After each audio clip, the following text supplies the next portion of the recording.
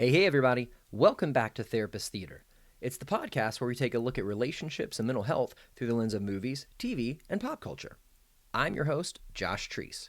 I've got a master's degree in marriage and family counseling and therapy, and I'm a practicing therapist in Music City, USA. I also love movies. No, I mean really love.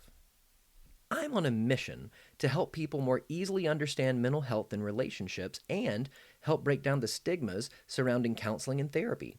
And that's why every week a guest therapist and I talk about a movie and what relationship or mental health issues it highlights. Thanks so much for downloading today's episode.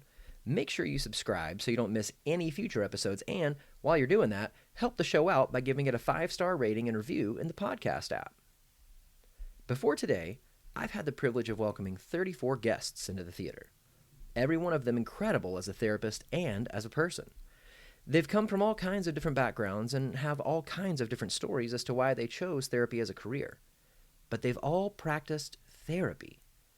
Today's guest is a trained marriage and family therapist, but he doesn't practice therapy. He practices psychoanalysis. Today's guest, Chris Nelson, practices psychoanalysis because that's what helped him overcome some traumatic things in his own life. But rather than try and explain what the difference between those two things is to you, I'm going to let him do it because he's the expert. He also brought with him a movie that introduces the practice and origin of psychoanalysis, 2011's A Dangerous Method. IMDb says, it's a look at how the intense relationship between Carl Jung and Sigmund Freud gives birth to psychoanalysis. So, you're only Jung once. Let's not waste any time. Dim the lights, raise the curtain, and start the previews. Welcome to the theater.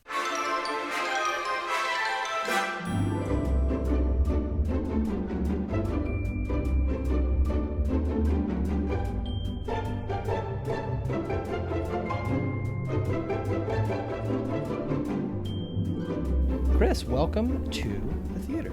Thanks, Josh. Thank you so much for being here today. I'm so excited to have you. I like to start out every episode with why therapy? Sure. I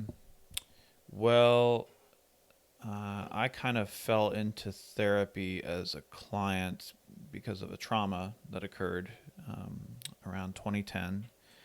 It was about 2 weeks before I was about to start my work as a pastor here in Nashville, and my now ex-father-in-law, he was in Afghanistan, and he worked in humanitarian aid work over there, and he was on a mission with some other folks trying to bring some, I believe it was like eye care for this very remote village, dealing with like cataracts and things like that. And so they had gone into this area and had told the Taliban, hey, we're going to be doing humanitarian aid work here. And the Taliban were like, okay, fine, whatever. You're Americans, but you're not soldiers, so you go do your thing.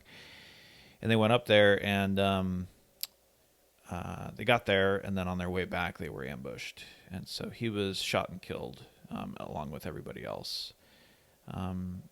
And so I'd never lost anybody close to me, but I was very close with him. And so I was processing this trauma of losing, a family member, someone that I looked up to. And I needed help. And here I was about to start my new role as a minister, trying to heal people. And I'm already feeling compromised and like, what do I do? So, I went to see a pastoral counselor and ended up doing therapy with him for about 3 years. And over the course of that time, I think I started to realize that not only did he help me with my trauma, but also helped me to start to look at family of origin issues and it's just some things that were plaguing me long term. Mm-hmm. And I started to feel more of a sense of congruity with what he was doing than with my own calling at the time, which was, getting up in front of people, preaching the word of God, administering this small church and trying to, make things work. Had you begun the job like during that time? So you were in the pastorate working at the church while you were going through this? Yeah. So it was like 2 weeks before I started, this trauma happens. And then,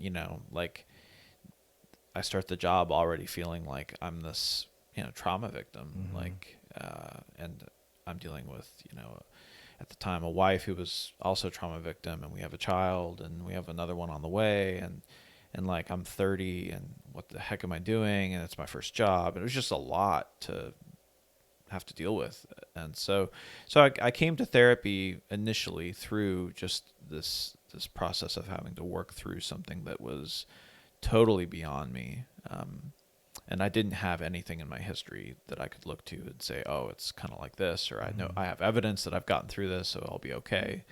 It was a real shock. And so I'm grateful for that. And then, but like I said, over the course of time, the more I stayed in therapy, the more I started realizing, like, I feel like whatever this is bringing more truth, or has more of a feel of conviction for me than what it is I'm doing, getting up in front of people and preaching and doing all that. So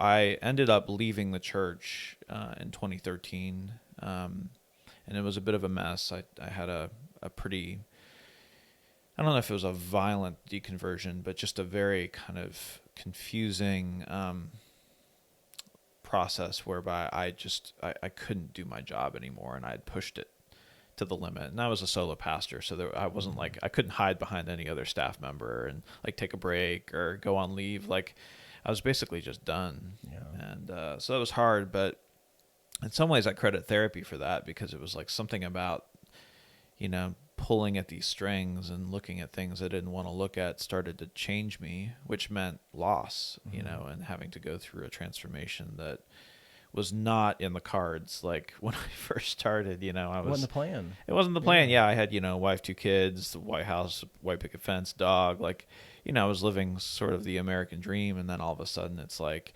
and yeah, that's not going to work for you. So, yeah, I also ended up at Starbucks, the Church of St. Arbucks. And I have not heard that before. Oh, you haven't? Yeah, that was a Princeton joke, because so many Princeton grads ended up not being able to find a job, and ended up working at the Church of St. Arbucks. Yeah. Well, it's nice to know that we're in good company in the fraternity of that.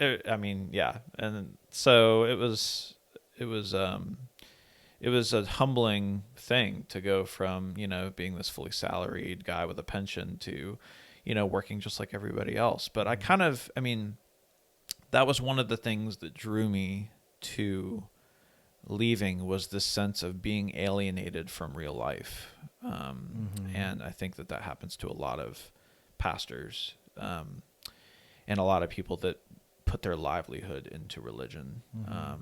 And so something about doing that work at a coffee shop was really helpful in terms of just getting me grounded. And the other thing was no pun intended. Yeah. And then the other thing was that I ended up at Trevecca. And Trevecca was helpful. I mean, my therapist had gone there, so I was definitely sort of identified with him, and like, well, how did you do what you did, And so I went that route. And I think being back in school certainly provided a structure, like some rails, so that or like bumpers in the bowling alley, so I could sort of bounce between these things and, start to rebuild. Yeah. And I think, certainly going through therapy as a client, you're examining all of your stuff, but I had a similar story. Like I left ministry, ended up at Starbucks, was in therapy at the time, and then ended up at Trevecca. And I felt like getting into the grad program there was another type of processing. It was another type of kind of ripping yourself open, looking at all your stuff again, and kind of sorting through, how is this still affecting me, so that I can sit with another person, without all of my alarms going off. Yeah. Or if they do, how do I handle it in the moment to be able to really handle it later? Well, and there were some seeds planted, I realized looking back, that made sense that I would find this work. For my ordination requirement, I worked at Trenton Psychiatric Hospital, and I did like a 10-week chaplaincy in the chronic ward for men, with like schizophrenia, with like pica. So like all of the nastiest sort of quote unquote stuff that you could think of psychologically. And I was supposed to go be a presence and a witness with these people who were deemed not even worthy of being in society anymore, you know? And so I really came alive in that, Wow. in that place. And then it was over. And then it was like, okay, now it's time to go be a pastor of this like suburban white sort of milquetoast congregation. And I found myself really missing whatever it was that I had come in contact with. Something connected with you, inside of you with that? Mm-hmm.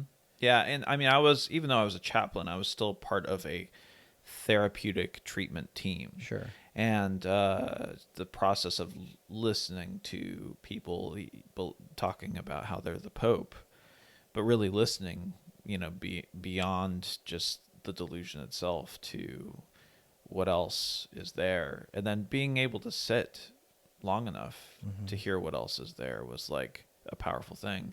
And so that sounds like such a practice of empathy. Yeah. And giving people dignity. Yeah. That you would be able to sit with them and not immediately dismiss them. Well, and I, unlike with religion, it wasn't like I was bringing this thing to the table, you know, this like, here's what I have to offer you, you know, that's going to bring you healing, you know. Instead it was just like a space for them to come to the table and speak. And I still think about that juxtaposition of the ways in which I felt like I was a dealer, you know. I mean, Marx called religion the opiate of the masses, right? Like, and there was this aspect of bringing some kind of psychoactive substance to people to make them feel better, and then that being my job, versus abstaining and sitting with people and not bringing much to the table at all so that they can bring something, you know. Yeah. And I think that stuck with me. And I didn't realize how important it was to me until I switched and went into kind of your traditional pastoral role. Yeah. So I think that there was something about that experience that did it. Was there something inside of you that maybe felt, because like having been a pastor, I know that sometimes it feels really lonely. Like you're caring for everybody else who's caring for, who's watching the watchman in a certain degree. Sure. I wonder if, you know, that experience of yours sitting with folks, giving them the space to come to the table, when you didn't have that same space for you, you looked back and thought, oh man, I wish that I had a Chris. Yeah. You know? Yeah, it's true. And it's important. I mean, I think, you know, pastors do have all sorts of committees that they belong on and fellow pastors. But it was pretty disappointing the ways in which people were talking about their roles, because they seem to have, and I think that there's a way in which you can embody this, but they were older, close to retirement. They had been emptied of any illusions of what they were doing. And honestly, a lot of them just did it because, like, I just know I'm helping people. But at the time, I was still very much beholden to, but I need to have something that works. I need to have something I really believe in and something that makes me special. And this God thing was really tied in with that still, in a way that I look back on and realize was pretty narcissistic. But you don't know that at the time until you kind of start to get out. So that was not my path. It was not to stay in ministry for 30 years and empty myself that way. It came in a different way. Yeah. So. What are you doing right now for your current work? Like checking out, you know, your website before we got together. Yeah. You got a private practice going on, but you also have a second thing you do. Yeah. So I work full-time at Cumberland Heights as an addictions counselor. And I work with men who have been in treatment for 30 days and have decided they want to stay an additional 30. So the nice thing about that is that these guys that want to stay longer are a little more motivated typically, not all the time. Sometimes they have external motivators like court or something like that. But a lot of times they're realizing treatment's good for them, and so they want to stay. So I've been there about 3 years now. Wow. Yeah. Yeah, I don't think I knew that before, the past day or two checking that out, because my practice is primarily centered around sex addiction. So working with primarily men who are coming in, panicked and scared, and what do I do? And I don't know what to do, and how can you help? Yeah. Kind of thing. At Cumberland Heights, is it primarily substance addictions? Yes. Yeah, it's alcohol or drugs. Yeah. Yeah. Sex addiction and process addictions, I mean, we sort of educationally touch on them, but we tend to either refer to co-occurring facilities for that or set them up with private practice folks to kind of work on those. Yeah, I would assume that there's like a risk of co-occurring or comorbidity, kind of like when you're trying to get rid of one addiction, another one rises to the top. Absolutely. Kind of if you ever walk by an AA meeting, there's so many guys smoking cigarettes out front. Absolutely. Yeah. Yeah. And the coffee's real strong too. Yep. So. Yep. You got to feed the dragon somehow. Yeah. How did you get into Cumberland Heights? Yeah. So I graduated from Trevecca and I worked at basically like an academy for kids who their behavior issues were so difficult that they couldn't be in foster care, but they didn't have any legal stuff, so they couldn't be in the prison system either. They couldn't be in juvie, so they had to go somewhere. And so I worked in this this school that was sort of like jail, the way it worked, for about 6 months. And it was the first job I was able to find getting out of Trevecca, because I needed to work in some agency, get hours, and it was pretty brutal working with teenagers. It was all male. So you're telling me, yeah, you did an internship or something working with people with disorders like schizophrenia, and you worked at this place for juvenile. Like, are you just a mental health Navy SEAL? Like, is that? Yeah. Are you the equivalent of SEAL Team 6? That you just drop in and take the absolute toughest? Yeah, it has that look, but I mean, I had thankfully someone who rescued me from my masochistic tendencies, and she worked at Cumberland Heights, and I told her what I was doing. And are we allowed to swear on this? Absolutely. Podcast? Okay. Yeah, she looked at me and she was like, "Oh fuck no, you're not doing this. So why don't you cut your stress level by half and come work in addictions?" Oh my gosh. And it's so funny because it really is true. Like some people think addictions is just too stressful, and I look at it, I'm like, yeah, this is nothing.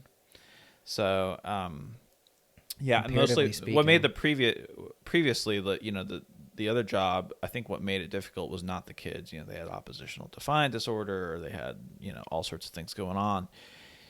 But the whole system was so antagonizing. I mean, a parent would somehow sabotage a kid being able to come home on a weekend because they didn't have their stuff together. And DCS would revoke any past privileges for a kid, so the kid would go apeshit at our facility because we made him a promise that if he did everything right, he was going to go home. Which they probably did, but and they did, because of things outside of their control. Yeah, and it was just so difficult putting kids in holds. I mean, it really got, but again, it was just like, I think that the institution of mental health, and I know you've had other guests comment on this, is just it's not just the stigma, but it's the way we go about it that can often even further traumatize people. And so, yeah, it was really hard to see that. I think it was important to see it. But yeah, so I ended up, it was also an hour drive to get to that place. And so when I moved to Cumberland Heights, it cut my commute down to like 15 minutes, which was great. Oh, that's pretty nice. Yeah. And I've got 2 kids, and I needed to like be able to pick them up. And so, yeah, it's good. Yeah. A couple of weeks ago, we did an episode on the movie Short Term 12. Okay. I think it's about a foster facility for teenagers. And Katie Scott, who was on talking about it, we talked a little bit about kind of how that particular system, with good intentions, there's just it's a great example of like Jenga or something else where because it's not cut and dry, if you make one decision, it affects these three things over here. And so because that the system is just so flawed, it's not as easy as just, well, what's the right thing to do for the kid? Let's do that. Right. You've got to kind of dance around parents and, I don't even know what else, like government and all of these things that affect everything. Yeah. And it's just tremendously difficult. Yeah. Yeah. I don't have any sound answers. stressful. Yeah. So what movie did you bring for us to talk about today? Yeah. So I brought A Dangerous Method. Yes, you And, did. yeah, it's not the greatest film. And I like me some Cronenberg, but I don't think it's one of his best. But I gotta say, like, I was super surprised that this was Cronenberg. Yeah. Because, like, I said, as we hit play on the movie, like his name comes up at the beginning, and I said to my wife, like, "Oh my gosh, Cronenberg," and she's like, "What does that mean?" And I was like, "It means The Fly. It means The Thing. It means body horror. Yeah. Like it means like practical effects with all these things that." Yeah. And yet, it is none of that. It's none of that. Yeah. And it's Viggo Mortensen. I mean, he loves him some Viggo. And Michael Fassbender. Yeah. But and those two guys do a good job. I think I chose the film just because it's probably the most accessible for an American audience in terms of what is psychoanalysis, who is Freud and what is this thing. And I don't think I realized before watching it that Jung was such a... Because, I mean, all I knew about it, I knew the title. I vaguely knew Freud in it. And I knew Viggo and Fassbender, but I didn't... I never saw it up until getting ready for this. And so I didn't realize that Jung was... And Jung has come up, so much in the program that we went through, and even recently in my supervision, Jung has come up. And so, like, oh, I didn't realize that Jung was... part of this. Yeah. He was a student, a colleague of Freud, and then, went through his own sort of transferential relationship with Freud, and a lot of rivalry came up, and so it's interesting because the history of psychoanalysis really is like a lot of splitting, it's like the Protestant Reformation. Guys who come across something they think is important, and then one guy thinks, or one person. If it's Melanie Klein, thinks it's this way, and then Freud's daughter, Anna Freud, thinks it's this way. And I worked with Erickson, And so they all go in different directions. And, I also think it's interesting because we don't spend a lot of time with him in our therapy programs. Well, I was going to say, it was interesting to me because, like, Dr. Hopkins supervises you, right? Yep. So she's been on the show. She was a professor of mine. She was my supervisor in my internship I worked for, all that. First day of my first class was her with lifespan development. She literally walks in, she starts teaching, and about 5 minutes later just goes, "Hey guys, everybody, Freud's on page 19. You just need to know that he was a thing and really nothing else. We don't really deal with anything of his anymore, so we're just going to move on past that." And I thought, but I mean, here you are, working in psychoanalysis and yet coming from the same program. So I'm really curious about that. It's funny to me that you talk about how the history of psychoanalysis and as a result, really counseling and mental health in general, has a lot of splitting. Like there was a part in the movie where Freud said something. He was sitting down with Jung and he said something along the lines of, he's in uncharted territory, or like he's feeling around in the dark or something like that. Yeah. He just knows that he set foot on land. Yes, he doesn't know where the country is. Yeah, doesn't know what it is. Yeah, and that's, it's true. It's there was a lot of, and I think that this is something that I appreciate about Freud is that there was so much unknowing back then. And one of my critiques, and I think even the movie kind of critiques for Jung in this way, is that Jung really helped popularize psychoanalysis, and part of the way he did that was to kind of push the sexuality to the side a bit more. You hear him in the film, and this is largely true in real life, is that he was not comfortable with the way sexuality was handled by Freud. And he said something, they were at a dinner or something, and he said, well, can't we call it this. This. And Freud was like, well, no matter what you call it, as soon as you arrive at it, people are going to be uncomfortable. Yeah, are we just going to use a euphemism, and then they realize what we're really talking about? They'll still be appalled either way. You know, and I mean, it's a famous quote, but when they both sail to the States and they say, you know, they don't know we're bringing them the plague. Yeah, I thought that was funny. Yeah, it's true, though, because especially for the American mind, which was subsequently so informed by ego psychology, by the idea of trying to integrate and bring everything to sort of like a strong, healthy place, the idea that there's this dangerous method which is going to kind of, in a way, deconstruct you or show you something about yourself that's going to surprise you and that may provide you with a horrifying knowledge, is something that, you know, both in terms of the time, in terms of religion, in terms of the Enlightenment and man having his shit together, all this stuff, analysis was starting to challenge. And I just think that there's something in that challenge that still is provoking. And I think it largely concentrates in the concept of the unconscious. And most of what we deal with in therapy is largely the conscious. You know, what are you feeling? Or let's look at your cognitive patterns. You know, where's your cognition off? We can change that.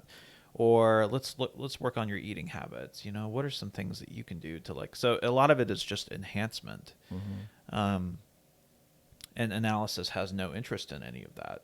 You know, in fact, it abstains from any of that kind of discourse to start to ask questions about where things are not fitting or things are, where are there breaks in our own discourse, like our own self-narration. So like if I have a story I tell myself about myself, but then I have moments or glitches in that story, sort of like glitches in the Matrix, you know.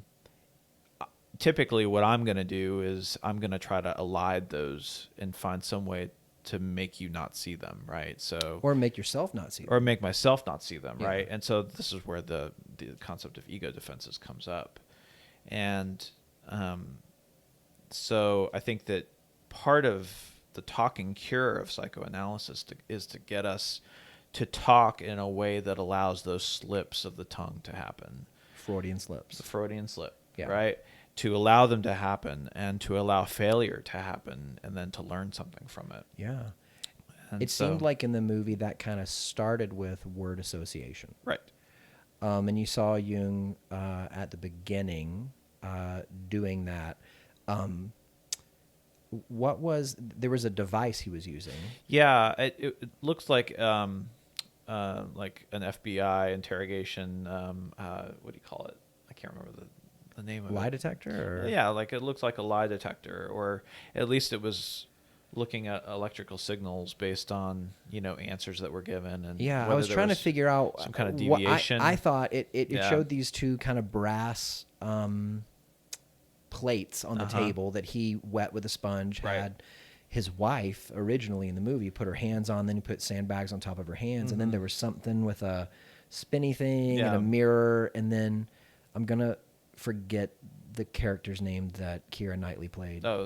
Sabina. Yeah. Sabina, after she arrived, began assisting him, and she was tracking a beam of light on a thing to... Yeah, it was, I mean, I really don't know historically what that was. Yeah. I just know that back then, I mean, you saw her put in water, obviously, in psychiatric hospitals. Like hydrotherapy was a big deal. There were all sorts of ways of trying to attend to mental health back then that were really just like trying to throw things at the wall to see what sticks. It seemed a lot closer, some of those things, to kind of the nightmares that you would hear about in colonial times, like people thinking that certain people were possessed because they had headaches, and so they drill a hole in their head to let out the whatever, the demon. Or, yeah, and it was, you know, it was a lot of experimentation going on. You know, and Freud himself was a product of that. I mean, he had experimented with hypnosis, and hypnosis was a big thing back then. hydrotherapy was big, and he himself, he wrote papers about hoping that cocaine would be this panacea that would liberate the alcoholic from their addiction. That there could be. Did a bit of self experimenting. He on did, that one. yeah, and and he talked about the benefits and then the detraction of it too. But it was very. Back then people were looking for the answer. Mm-hmm.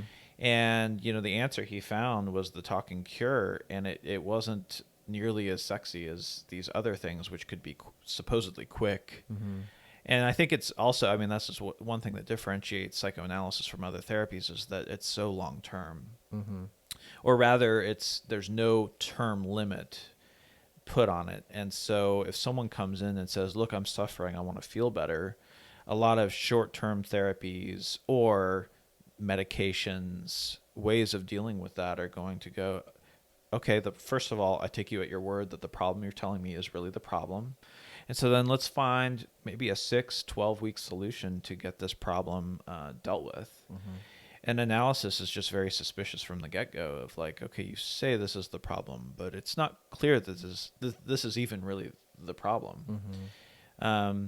Which is why it operates on this very different time scale that's not very efficient, for a lot of us who come in with a demand mm-hmm. of wanting to feel better.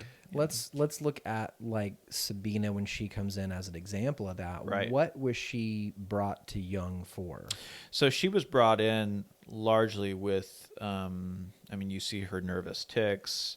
It's not clear to me exactly what her diagnosis was, but she seems to be having an inability to speak, and so mm-hmm.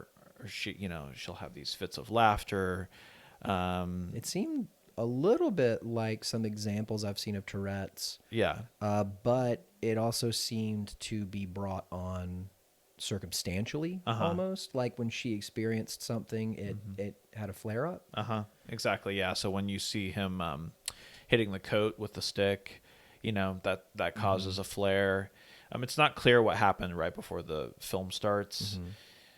but it's interesting because you start to see this very simple talking cure, and it's not clear how far Jung has been studying at this point, but he at least is implementing what he understands of Freud and is already starting to see some benefits of, like you said, this word association of taking himself out of the purview so he sits behind her so she can mm-hmm. speak more freely. But I think it's interesting though, and this is a caution, that when he goes to sit behind her, I don't know if you saw this, she holds her arms up like he's going to hit her. Mm-hmm. And so like for instance, she also leans forward a bit. Yeah, she does. She's trying to, and I think at one point kind of grabs the front of the chair and the side, like to brace herself. Yeah, and I think that's interesting because it shows you that the transference is already up and running, and that she imagines who this man is and what he's going to do to her. Mm-hmm. Or certainly she's been taught to expect mm-hmm. whenever a man is behind her, right, to do that. Yeah. And then, so this would be perhaps a case where I would not sit behind a patient, but I would sit across mm-hmm.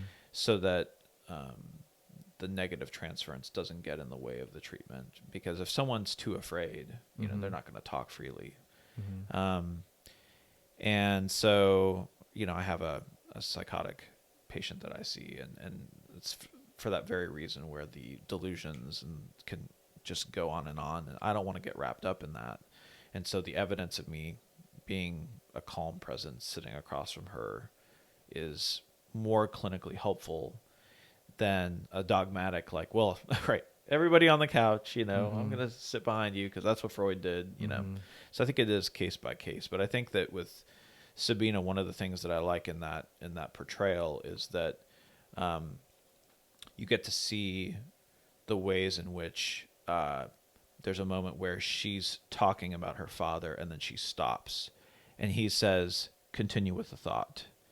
And that was very much a a part of Freud's treatment was that people would start to filter what they were saying because what they were thinking was too horrifying or too maybe surprising, or they just didn't know what to say, so they would stop. And Freud would push them and say, "No, please keep talking." There was a thread in the movie about not resisting impulse. And those seem tied together to me. Like maybe you have an impulse to filter. Don't resist that. Or I'm sorry, do resist that. Yeah. But then in other areas, don't resist. Like you had that Otto Gross guy. Which appropriate name. Right. But we'll get to that in a second. I don't want to get off of Sabina. There was also, Jung studied, I guess, tracked how long it takes in word association to respond to. So not just what is your response, but how long does it take you to respond? Yeah, and Sabina makes a comment about his wife taking so long with regard to these things, and that and makes an interpretation, about that. Oh, well, maybe she's really worried about these things. Maybe she's worried about her husband and what he's thinking about. Which of course starts this whole triangle. But I think it is interesting because you can often tell when a client is taking too long to respond or having to think through things. Like you can kind of be like, okay, I wonder if that's their filter working. And so sometimes, I mean, I think in my own work, I've noticed that happens quite a bit where clients will they won't overtly resist you and say, well, I don't want to talk about that, but they'll, like, for instance, when I do dream work with patients, they will sometimes come across details that they don't really want to go into detail with, but they feel bad, so they're like, I know I'm supposed to, but so they'll find some way of like hiding a different detail, or they'll go in a different direction. And you can only work with what they give you, but it's another reason why you don't just do a first pass with this stuff, that you come back around and you do a second pass, and you'll find that the same dream will be interpreted differently the second pass. Like, I would have trouble as a client remembering. Or do you do more than one pass in the same session? Sometimes. Because I was thinking, for me, I can hold on to a dream when I wake up for a short amount of time. Yeah. And then it's gone. Well, I have them, the only homework I give clients is to, if they have dreams, to write them down or use a voice memo on their phone. And, they will often say, I just don't remember. And that's fine. If they don't, they don't. But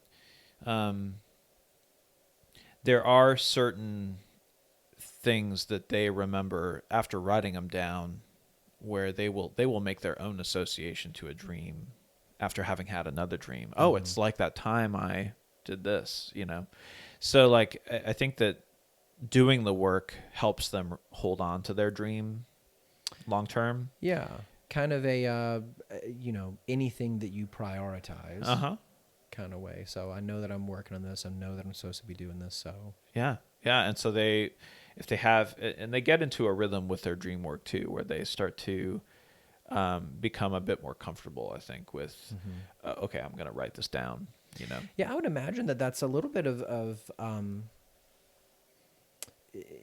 it gets a little bit, the work gets a little bit more productive and easy as you go along, because if I'm just thinking about sharing, maybe a dream that I had with a therapist, I'm not in control of my dream. And so, what comes out may not be, I don't have a better way of saying it, who I want to be. Like, right. Especially if I come in, like with my clients, and I'm working on, my dependence upon lust or sex or something like that, and I have a dream that maybe has, another person in it that I am freaked out by or something like that. That's a very vulnerable, because you weren't in control of it. And exactly. To talk about. Yeah. Well, and that's precisely why it is so productive. I mean, some people would say that, no, my job as a clinician is to help patients be the person they want to be. But to me, that's the discourse of the strong ego, which is that how can we bolster you up? How can we get you to the place you want to go to? Just because we are kind of targeting the show towards maybe people that aren't familiar with certain terms, could you give a little bit of explanation what the ego is? Yeah. So the ego is a construct that happens with every human being in the very early stages of life. And it happens not from our own accord, but it's given to us. So there's a famous psychoanalyst named Jacques Lacan, which sounds like Shaka Khan. It does. So I made that joke in my head, and I was like, no, go with it, go with it. Yeah. So just go with it. And he very early on theorized that there's this stage called the mirror stage, which is that an infant is born very prematurely into this world, compared to other animals. Other animals are, walking, running within days of birth. And here we are just like dependent for the first like almost 2 years.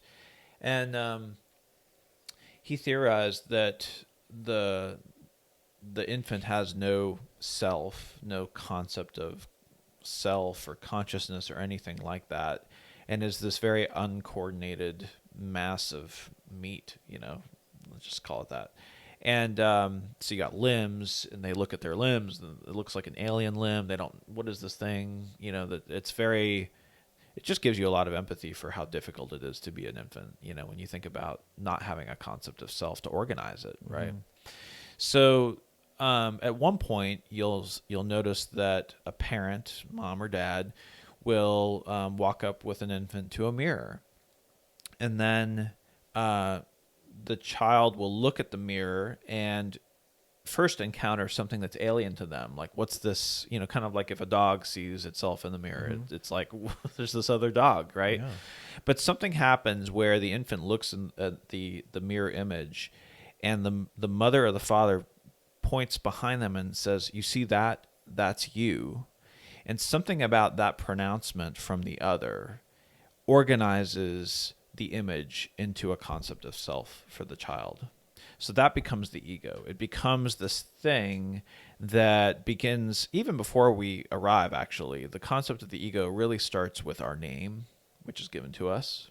So why was that name chosen? Well, it has something to do with the desire of the mother and the father, right? Or whatever parents are involved. There's usually something about the sex of the child that's either desired or not desired sometimes in terms of what parents were hoping for. And then there's a narcissistic relation too, in terms of, I hope that this child grows up to be just like me, or nothing like or nothing like me, yeah. Or there could be either way, right? So there's already this discourse up and running about who we will become. And so when the parent pronounces at this mirror image, you see that? That's you. We are now dependent for our concept of self on this other. Uh-huh. That's the ego. And so, of course, what this does is that in a world where you don't know, I mean, it again, thinking about what is an infant experiencing? An infant is experiencing helplessness most of the time. It has no words. So it just cries, and then the mother or the father has to decipher, what does this cry mean? Is the child hungry? Is the child needing a diaper change, needing to be held? Like, it's not clear, and it's just a guessing game often, yeah. Right?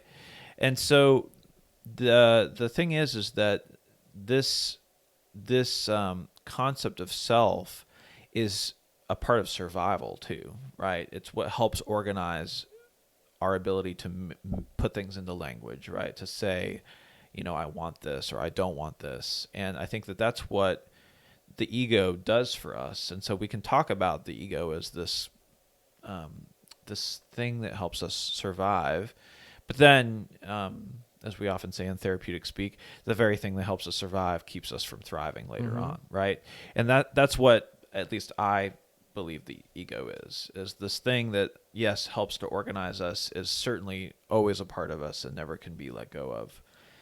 But So is it Go the ahead. way that we conceptualize ourself that was given to us by someone else? Mm-hmm.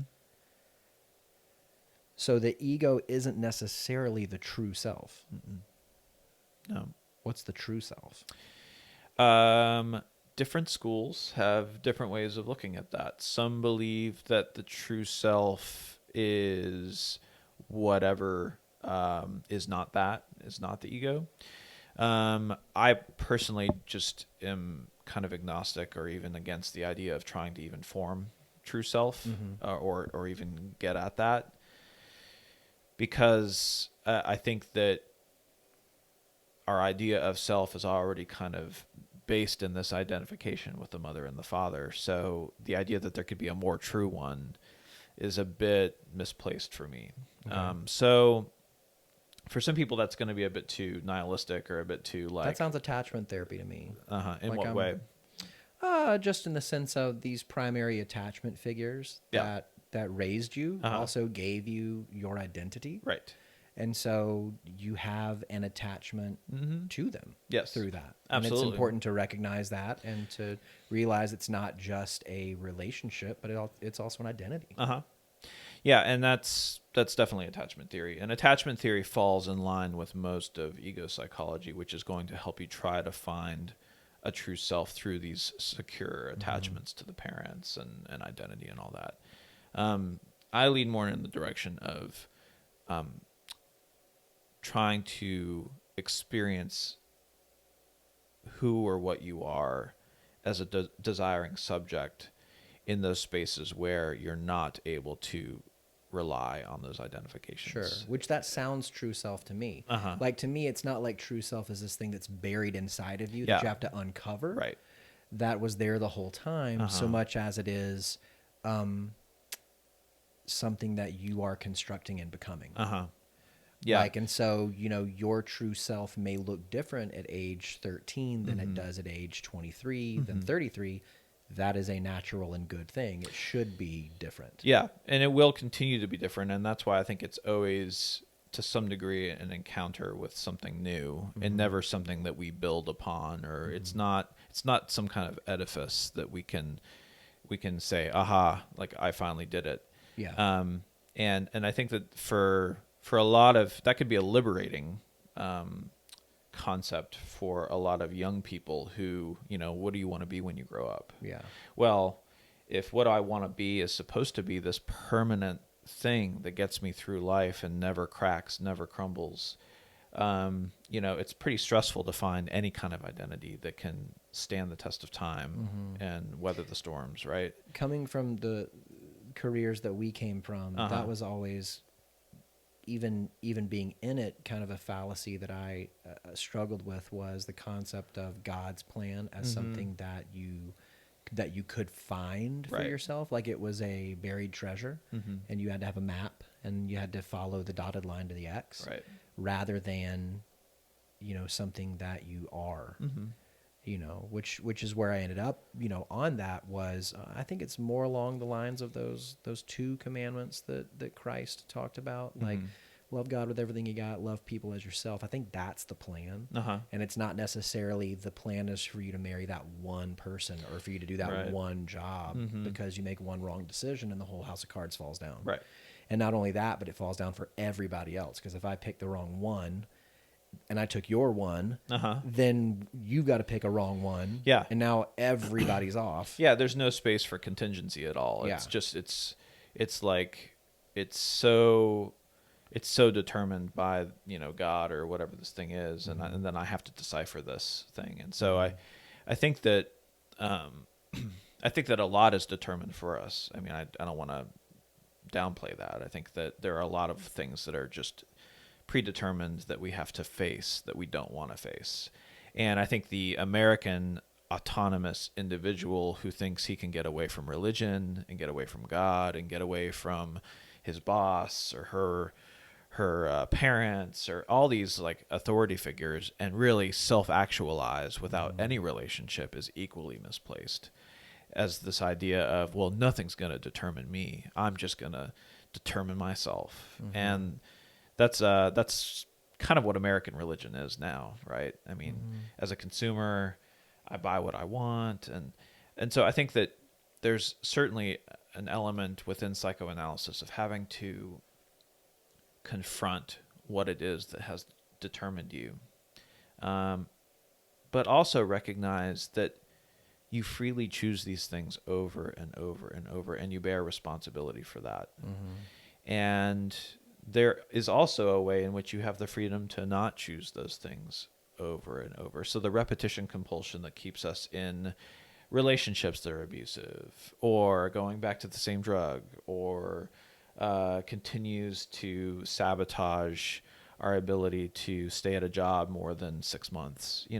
These kinds of things are things that we can, on the one hand, look at our history and say, yes, there was so much determination here, whether it was a trauma or something else. But there's also and this is what happens with bringing things into consciousness, is the responsibility that bears. Freud even says, like, you bear responsibility for your dreams, not in the sense that you came up with them, but now having encountered your dreams, you have to do something with them. So it's like by becoming aware, you're now responsible to act.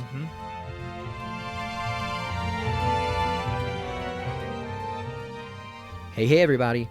I want to let you know all of the places that our community, which is still in need of a name, can be found online. First and foremost, there's the podcast, which you are currently listening to. Obviously, you found it on the podcast app that you're listening to it on, but you can also subscribe and listen on Spotify, Pandora, Google Play, Apple Podcasts, Stitcher, and Overcast. Next, we've got a Twitter. Check it out at twitter.com, username @therapisttheater, THTR. So THERAPIST, After that, we've got an Instagram.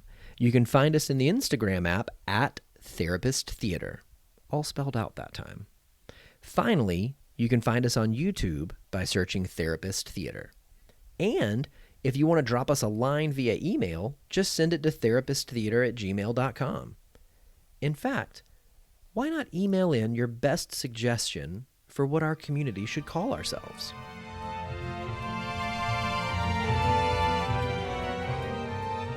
And that's a really key word, is that word act. Yeah. To either speak or to act. It sounds very The Matrix.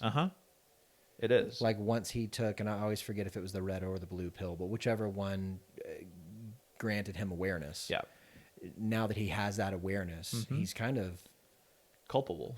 Yeah, I was even going to say forced to act. Yes. Just in that movie, by the nature of the plot and by the nature of what he's faced with once he wakes up in the pod. Yeah. Like he has to do something. Well, and this is where I see so much, especially like depression occurring, is that depression becomes the choice to not act. It becomes the decision to make no decision and to stay in a place where I can have my cake and eat it too. I don't have to choose between two people that I want to be in a relationship with, or I don't have to choose between jobs. And this is very early on. Freud, in working with the Rat Man, who was an obsessional neurotic, says that he couldn't choose, and so he became ill instead. And illness becomes a kind of decision. Now, I know that for a lot of people that sounds horrifying, because it's like, but anxiety, that's a mental health disease. Addiction's a mental health disease. Depression, all these things. But there is a way in which I see the disease model of looking at mental health further alienating us from our ability to choose and to act, and saying that these things are just happening to us. So take a pill and get better, or use these coping skills and get better. Yeah. But there's something about desire and about being able to choose that I think our symptoms keep us from. And that's sometimes very convenient. Yeah. Yeah, I had a client once who came in for sexual addictions, and also wanted to talk about, he suspected that he was depressed. And so tell me more about that. Right. You know, staying up really late at night, sleeping all day, lack of motivation, these kinds of things that could be associated with it. And so I went to my supervisor and, hey, I have a client that wants to get evaluated for depression. See if he's got it, see if medication is the right answer. Right. And she said, okay, well, I mean, you can do that. And I was like, oh yeah.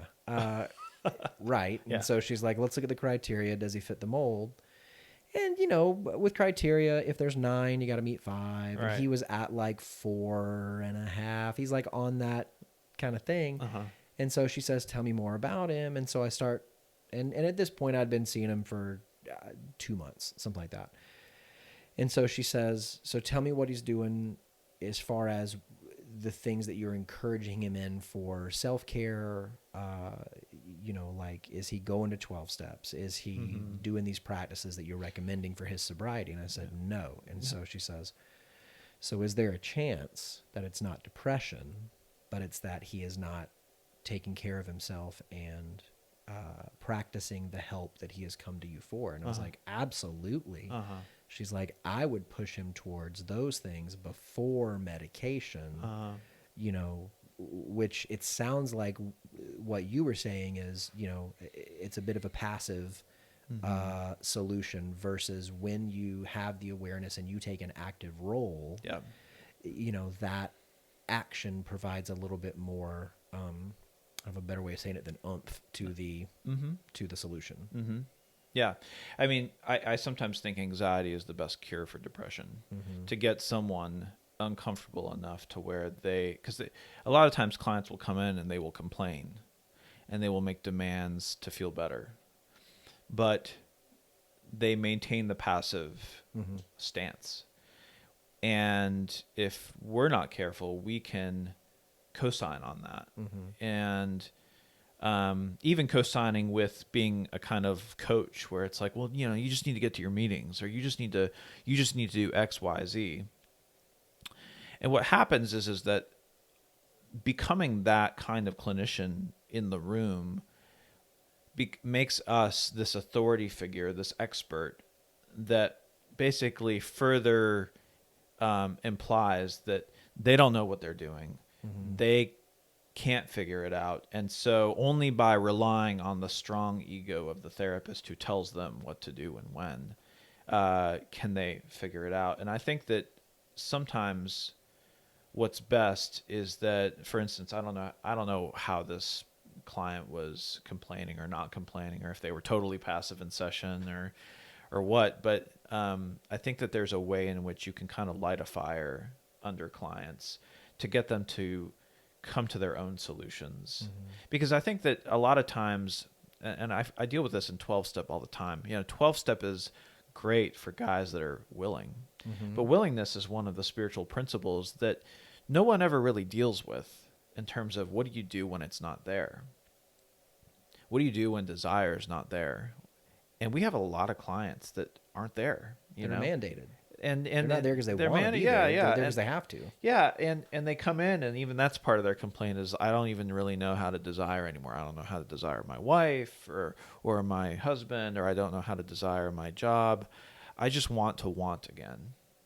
And I think that we need to rethink the way we approach these clients in terms of, I'm going to let you borrow my desire for my version of health in a way that could further alienate them from their ability to choose or to desire. So I think it's a tricky thing, but my concern is that a lot of mental health discourse has become an efficient way of trying to get people better by telling them what to do. And I don't think that that's... Which is strange, because one of the first principles that we were taught in grad school was counseling's not advice. It's not advice, yeah. You don't tell them what to do. Right. And, I think even though we're taught that, our clients are not taught that. They come in, I mean, I have a client right now, and they're very demanding of, like, I'm glad we could explore this stuff, but what do I do? Mm-hmm. What do I do? And it's very hard when someone's paying you to withstand that demand and to not give into it. But you kind of have to ethically, because not only because it's part of our mandate, but I think in general, I mean, you have to think about the dignity of the human person, and our clients unknowingly end up giving up ground on their desire. Yeah, I think it's potentially a willingness to exchange their dignity for relief of pain. Exactly. Mm-hmm. That's well said. Like, listen, I'm okay with not being an adult and being told what to do as long as you can make the hurt stop. Yeah. Yeah. And I mean, this is one of the things that Freud was really onto, was how pleasurable childhood is. Who would want to leave it? I mean, even if it's traumatic, in some form or another, the continual dependency on others is just easier. Mm-hmm. And having to take responsibility for one's life is so difficult. And I think that there's something about the dignity of being able to take responsibility for things and no longer run away from it. That ultimately it takes longer to win, but once you get it, it does have a relieving effect. Which is also a part of the 12 steps. Mm-hmm. Yeah. Once you get to, 8 and 9, and then even 10, and 11, and all of them, pretty all much. Yeah. Yeah. I'm going to list all the numbers now. Sabina had this thing that she began to explore with Jung in the movie about having to, I'm going to botch it, having to destroy something in order for something new to arise. Yeah. Yeah. I heard one therapist say, you can't make an omelet without cracking a few eggs. That's a really bad translation of that, but it's still kind of the same principle, right? So tell me more about that. Because, I got to say, having almost no experience engaging with psychoanalysis and Freud, having, a little bit more with Jung. Sure. Because I can even see in, attachment theory coming from Bowlby, I can see some roots in what Jung was doing. I can trace that back.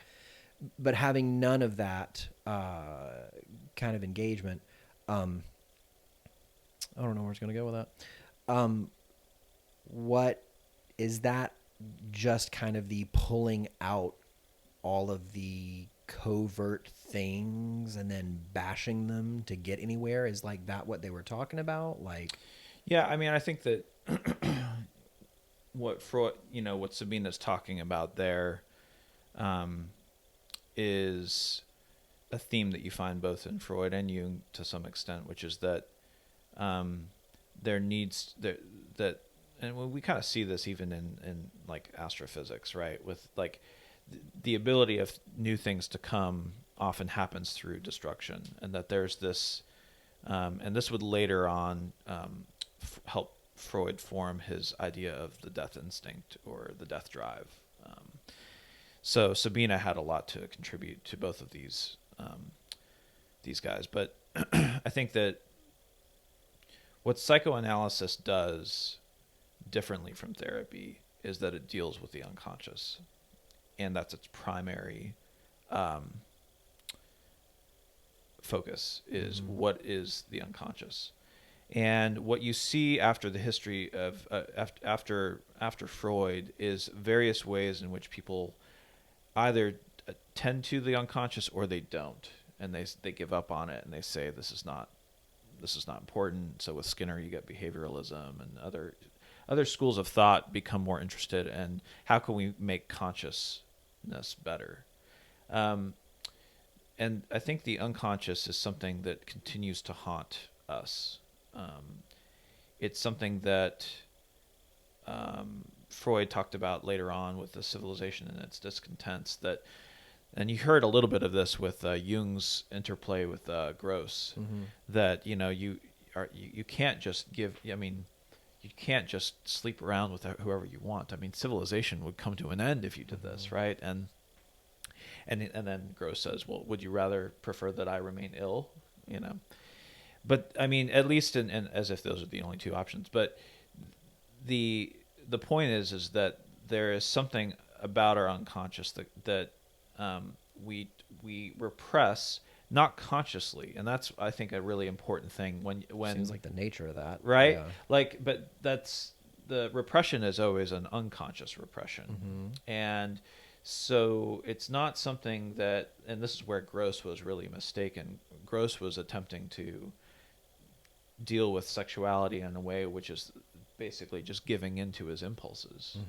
But that's not analysis. Analysis is not giving into your impulses. Analysis is confronting what impulses are within you and coming to some knowledge of them. And that can't happen alone. So this is why mindfulness meditation doesn't allow you to confront your unconscious, because it requires addressing an other who can see you and hear you.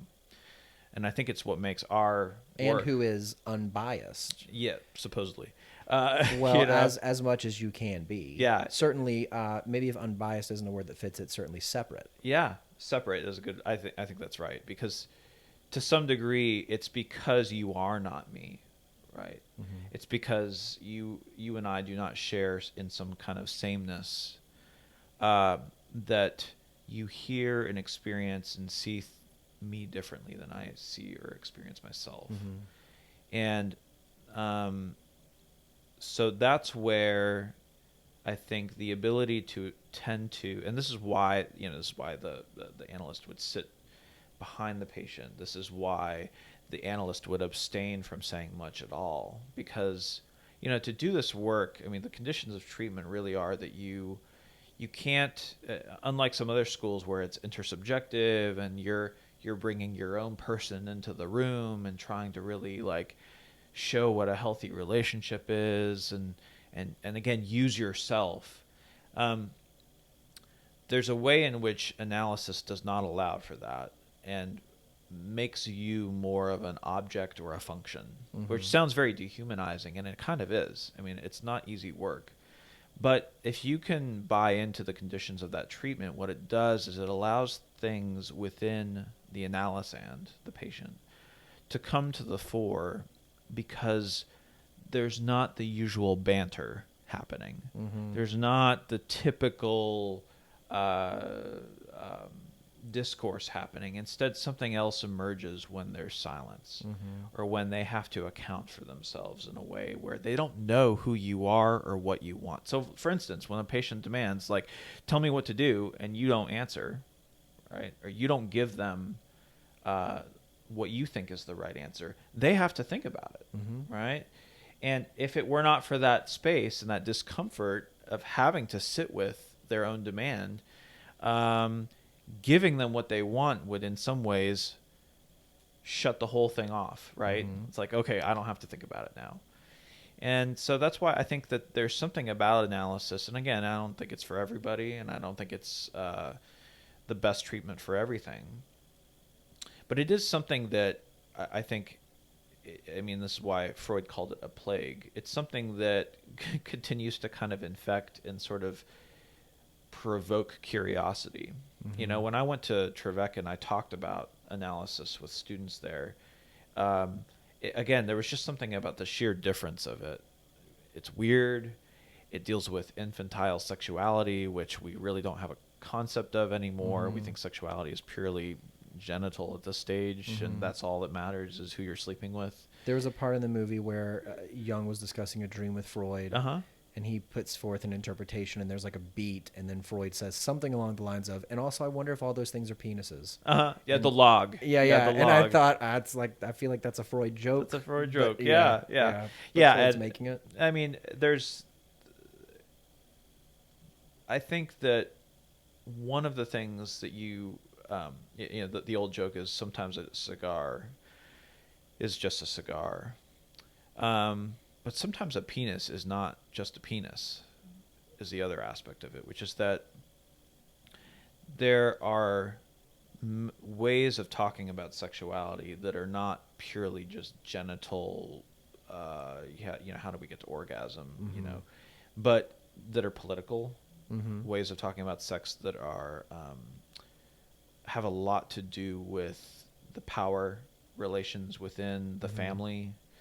And I think that still, I don't think we're past Oedipus. I don't think we're past the or we've evolved or realized that, Freud was totally wrong about this, that there is still a triangular relationship that happens with the child and the parents.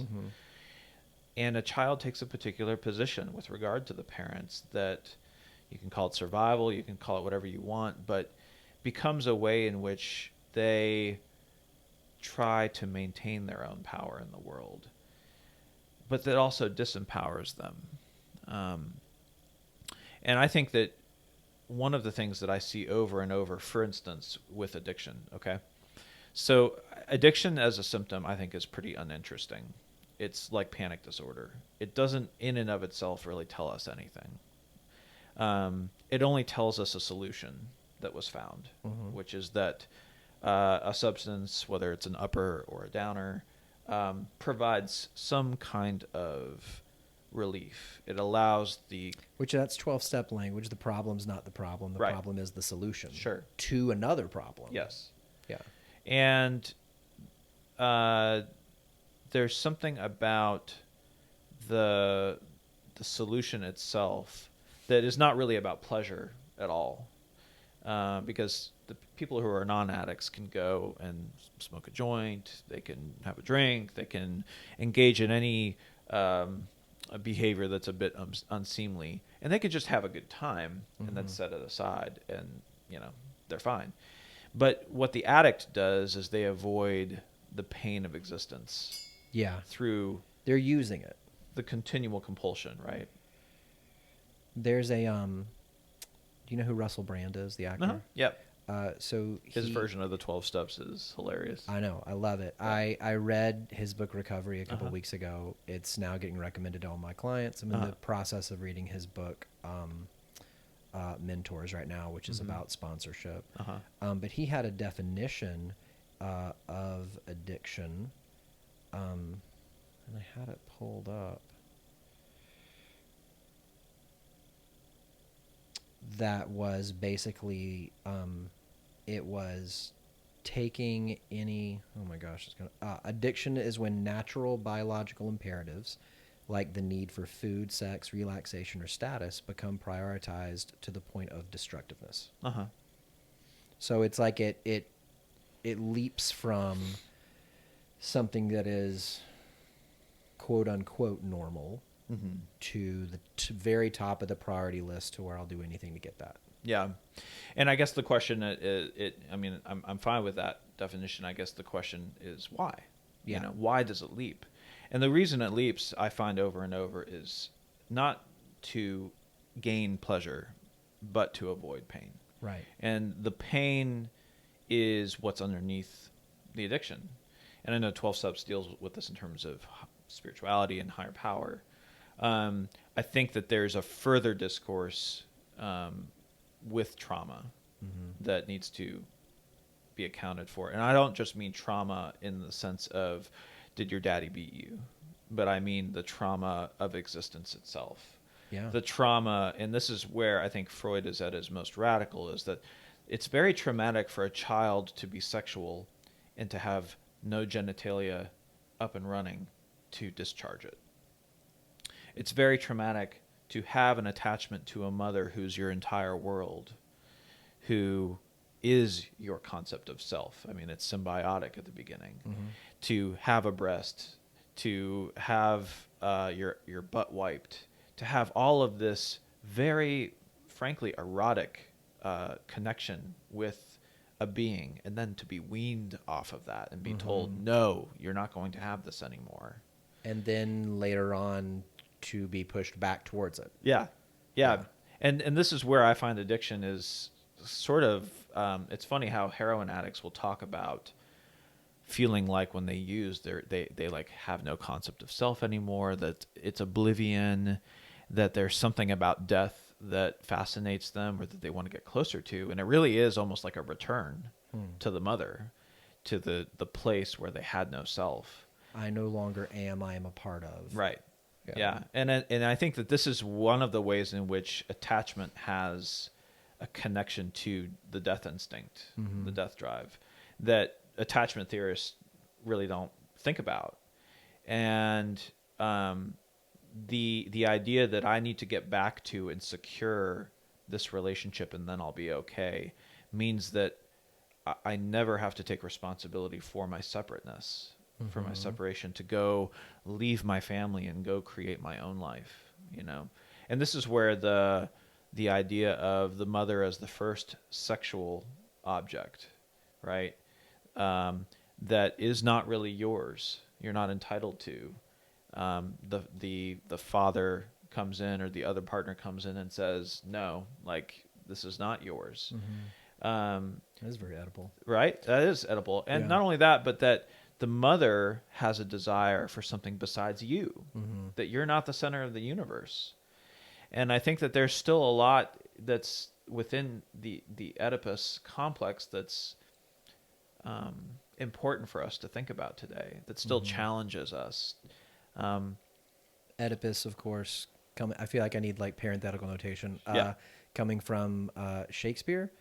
It's Oedipus a Greek, Rex. It's a Greek myth. But way old. Guy leaves home, comes back, pursues mother without knowing that it's mother. Yep. And just a bunch of it's a shitstorm. Yeah, other things follow. Kills father. Like, I mean, somebody gets their eyes ripped out. Yeah, and there's a lot of, there's a lot in which you can see like the repetition compulsion of continually, for instance, if somebody continues to be with the same partner that is based on a fantasy of returning to the relationship with the mother, if only I could have some kind of security that I never had, right? And this is something that I think Lacan is especially helpful for, is that we have this paradise lost kind of myth running in our brain, where people will often talk about the sense that with their childhood there was something that was great, but it was lost, and they just need to find it again. And being fixated on that keeps people stuck. I often, when I meet with clients that have depression, they will complain about their parents. This is especially true of like young 20-somethings, right? That are still living at home, that haven't been able to leave the nest. And there's a way in which they have not been able to like, even in their rebellion, they haven't been able to let go. The rebellion is still an enactment of a dependency. And there's something about the pleasure of being within that constellation, of knowing, even if you don't like who you are as a kid and you complain about it, at least you have the familiarity, family, right? And the knowledge of, I know who I am in this constellation. If I leave it, I don't know anymore. And now I'm scared. But that's what I mean by the fear, the anxiety that you get with not knowing is sort of the motor for finding a life that can be yours to tend to. Yeah, right? It's a bit like learning to walk on a tightrope by walking out on the tightrope. Kind of a learn by doing, as opposed to like doing what I used to do and still do to some occasion, which is to try to read up on it. I was going to say, yeah. I'm going to go to the library. I'm going to get as many books on tightrope walking as I can find. I'm going to search it on YouTube. And I'm going to look at some tutorials. Exactly. And then I'm going to put the rope, I'm going to lay it on the ground and walk on it on the ground. Yeah. And instead of just tying it up as high as you can and getting out on it. I want to ask you, so, I mean, throughout our conversation, you've drawn some pretty big differences between traditional therapy or counseling and psychoanalysis. Let's say somebody's listening today and they're wondering, am I a candidate for psychoanalysis? How can a person determine, should I pursue traditional talk therapy or should I pursue psychoanalysis? Yeah, I think if you want to feel better fast, or if you want to be cared for in a way in which the therapist gives you their honest appraisal of you. You know, you're a smart guy. You got this, and is your cheerleader. Then therapy's for you, right? Sounds like develops a relationship with. Yeah. And I think that if there is something, I think that analysis is sort of like the last resort. If nothing's working, and if you feel like you've had great therapists and you've tried everything but nothing's worked, then I think analysis is for you. And it's not that the analyst doesn't care, but the analyst cares with a particular currency, which is curiosity, not with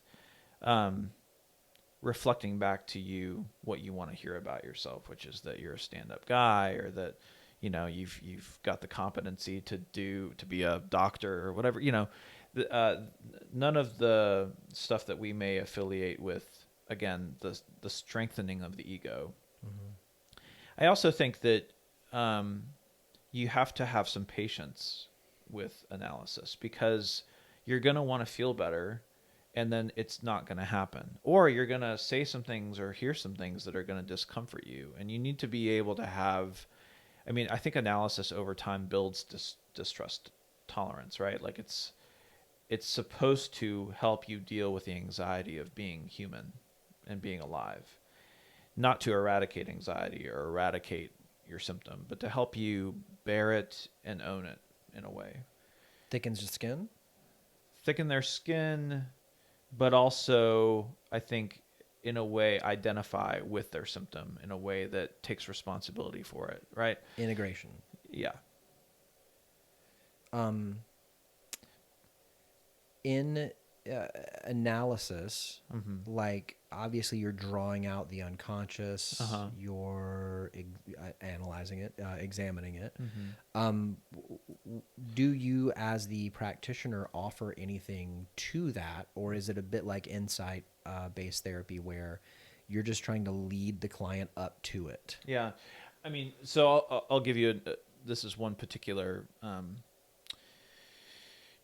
way of working with a candidate, because someone comes in as a candidate and it's not really clear ahead of time either to them or to me whether they are actually going to be an analysand. And that is that they have to have a question about themselves. They have to be willing to bear a question about themselves and their symptom. Why am I suffering?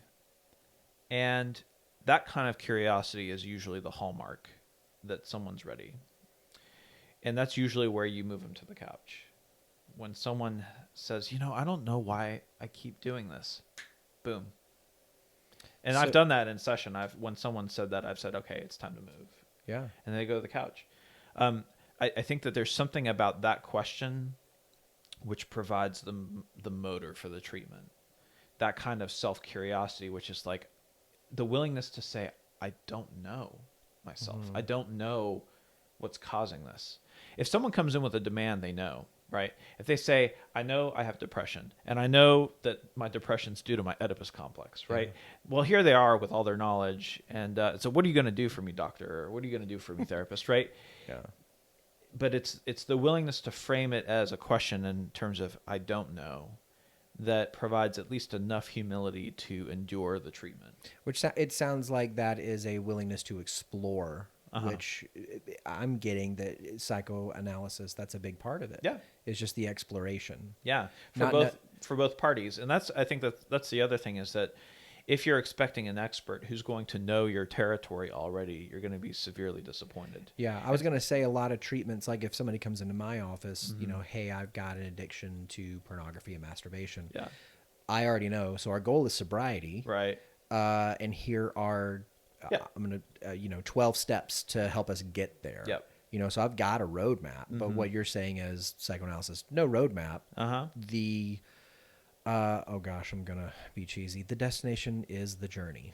Like we are going to embark on a journey, and that is ultimately what we're trying to do. We're not trying to get to a place. We're trying to explore and see what is underneath. Mm-hmm. Yeah, because even the account someone gives of themselves that says, my problem is that I have a pornography addiction, is already, in a way, the filter, right? My problem is this. And again, this is where the analyst has a bit of healthy suspicion to say, is it? Really? Well, let's see, right? And so they may go on for many sessions and talk about, yeah, I masturbated, 10 times yesterday, and it's my girlfriend or my wife or my husband or whatever. They're just, they can't have it, right? And so there's the immediacy of the problem, right? But I think that if you can start to look at what's exceptional or what's beyond the realm of this problem, you start to find other things that are definitely connected to the problem. I mean, just like we were saying with 12-step, it's a solution. But as a solution, it's not really interesting.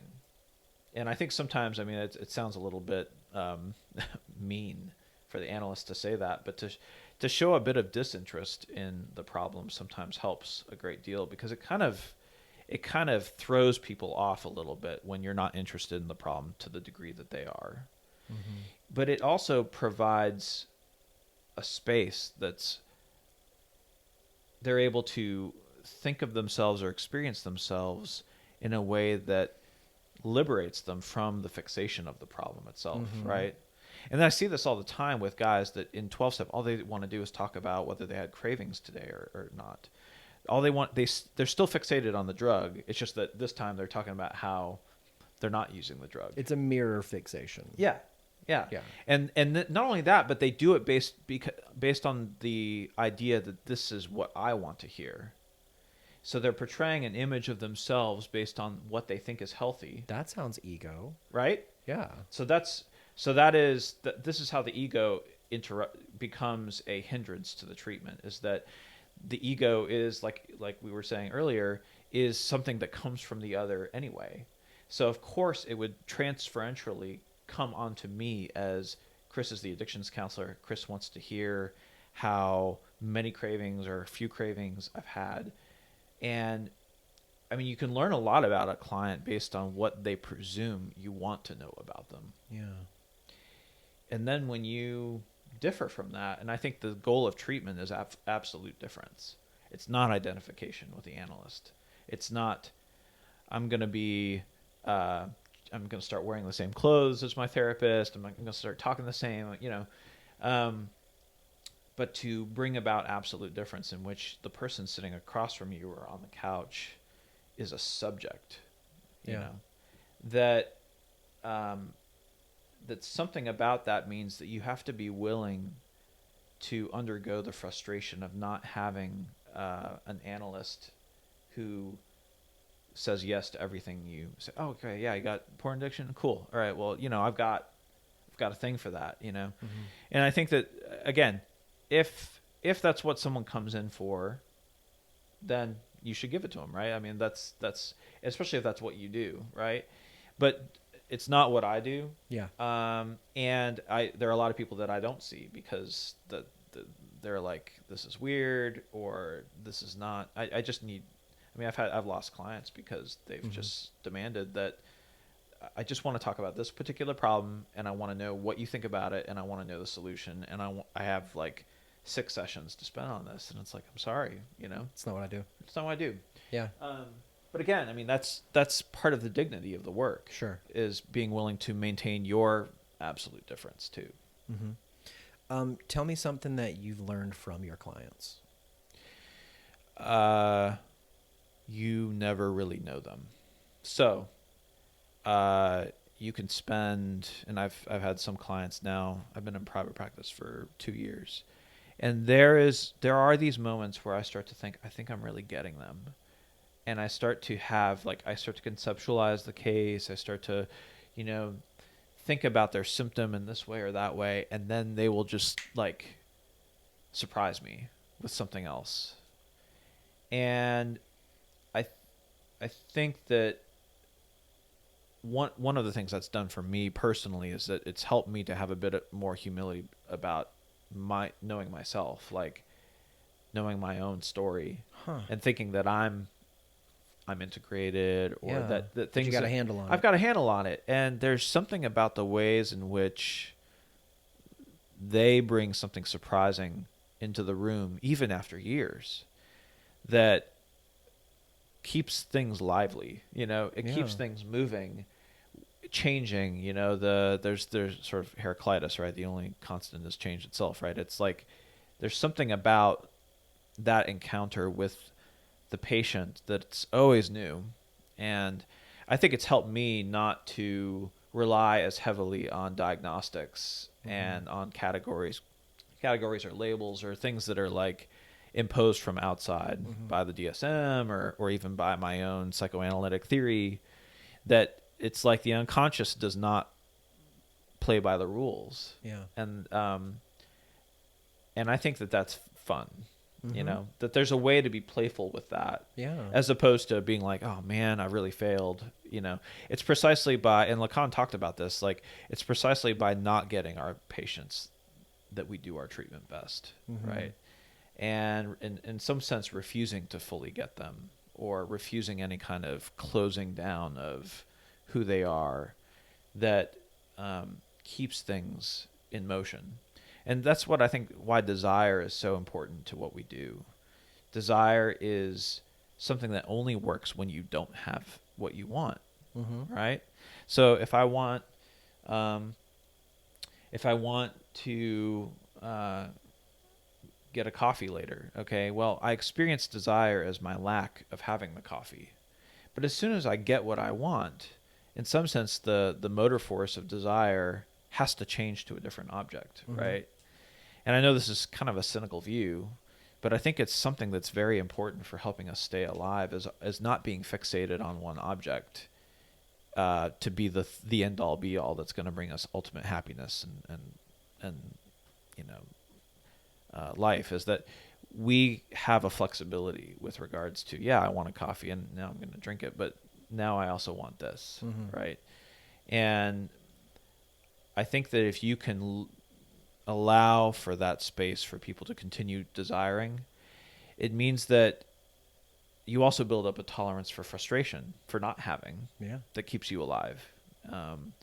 That's where the destination of the journey kind of comes in, right? Because it's like, if you're only fixated on the end point and saying, I need to get there, and until I get there, everything else is terrible. Freud talked about helping people tolerate normal, everyday human misery as the purpose of the treatment, as opposed to the fantastical, idealistic fantasies that they live, where they're just, if only I could get married, or if only I could get the house, or if only I could get this or get that, where there's no tolerance for frustration. And instead, the frustration, they choose not to bear it. And then, like I said, they become ill because they can't get it. Or, for instance, this actually happened very early on. I had a guy come into my office when I was a pastor who was crying, and I didn't understand what was going on. And he said, well, something terrible's happened. I said, what? He said, I got tenure. And I was like, why is that terrible? That's great. Congratulations. He said, no, you don't understand. I don't know what else to shoot for now. I don't have a goal past that. I don't have anything else. This has been all I've ever wanted in my life, and it kept me wanting. Yeah. It kept me alive. It kept me motivated. It kept me right. And now I don't know who I am or what I want. I feel that I identify with that a lot. Yeah. I've experienced it several times myself when I was in my undergrad. For all of my life, I've been pointing towards college, and I've been pointing towards getting this degree. And then as I was approaching graduation, I started freaking out, thinking, what do I do after I get the thing that my whole life has been about getting? And then I got that, and then it was about getting a job. And then I got the job, and I was like, this was the next goal, but now I've gotten it. And, I think I've said this on an episode before, but even, Leigh-Ann, my wife, and I, we were walking our dog one night, and I kind of had this epiphany moment, like, we're literally doing what we have oriented our entire lives to do. we both have master's degrees. We both have the jobs. We both were learning about relationships so that one day we could get married to somebody, and now we're married. And Yep. like, we've accomplished everything that we set out to accomplish. This is it. Yeah. So what's next? Uh-huh. What is the next thing? And that, I think, it reminds me of Viktor Frankl's kind of like, man can withstand anything, if he has a good why. Right. So like, what's your why? What's your chase? What's your desire? What are you seeking? And I think that what happens is that sometimes the fixation becomes, why isn't this working, right? So I got this thing, and now I feel misled, or now I feel duped, right? And a lot of my hatred towards religion early on, after I left the church, was based on feeling this sense of like I was sold a bag of goods, like this isn't right.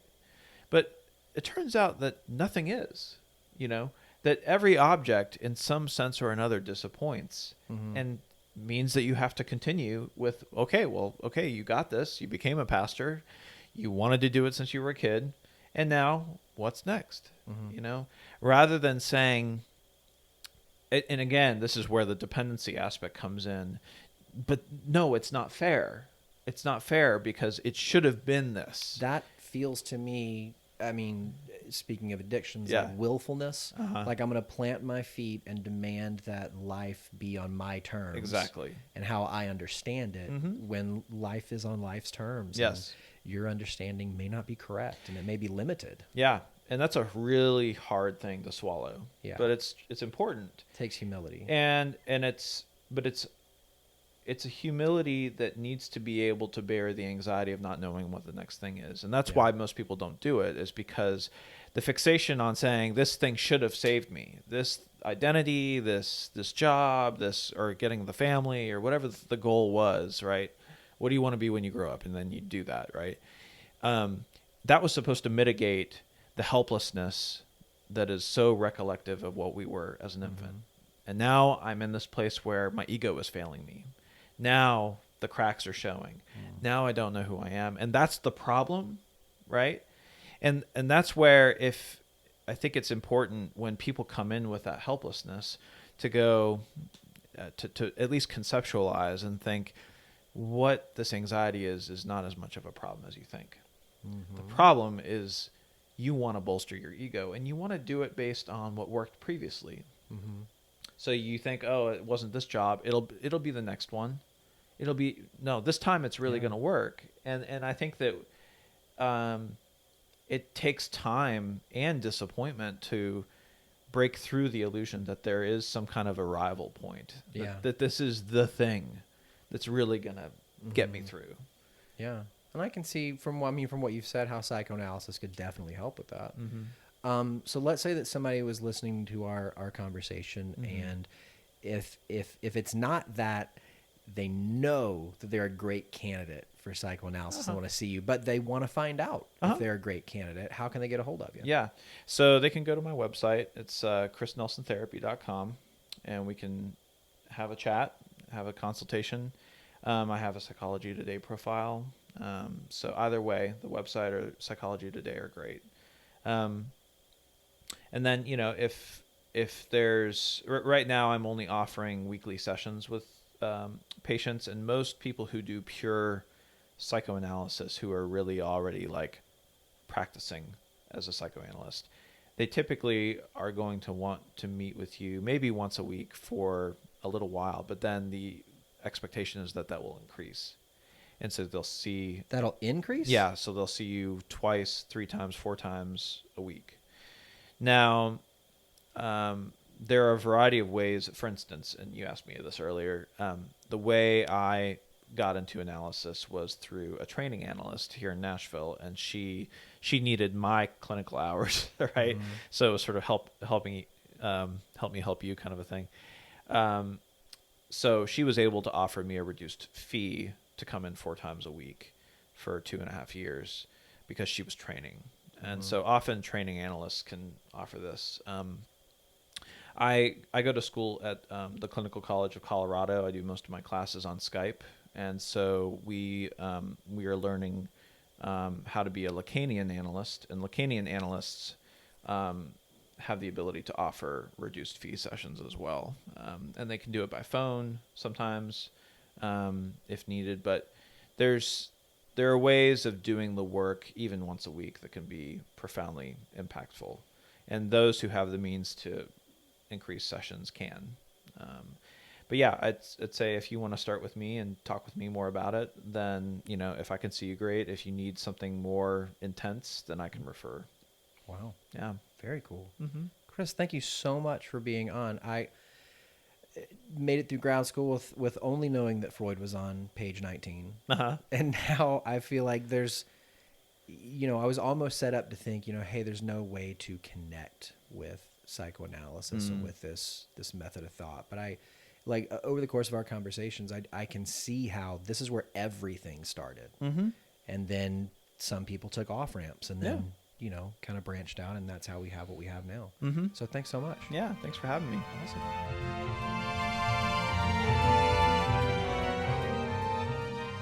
Hey, my love. Hey. So we just had a spontaneous rainstorm.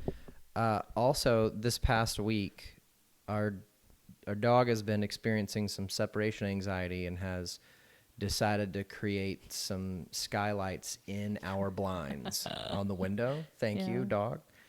And so I can look out and see right now the sky is an amazing orange and purple after the spontaneous rainstorm. Aw. Yeah. That's lovely. I'm facing the other way, so. That's true. Can you see out the back door, though?